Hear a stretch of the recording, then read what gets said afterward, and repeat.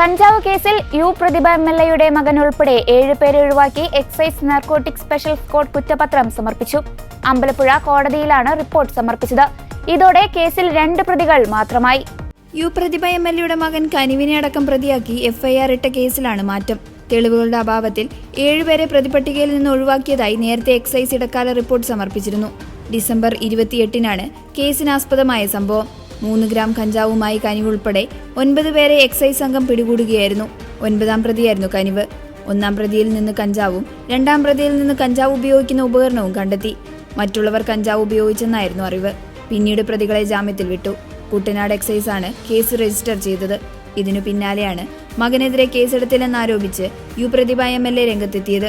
സംഭവം വിവാദമായതോടെ excise narcotic special squad അന്വേഷണം ഏറ്റെടുക്കുകയായിരുന്നു.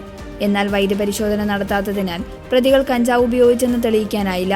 കഞ്ചാവ് ഉപയോഗിക്കുന്നത് കണ്ടെന്ന് എക്സൈസ് ഉദ്യോഗസ്ഥർ മൊഴി നൽകിയിട്ടില്ല. മറ്റു സാക്ഷികളുമില്ലാത്ത സാഹചര്യത്തിലാണ് 7 പേരെ ഒഴിവാക്കി കുറ്റപത്രം സമർപ്പിച്ചത്.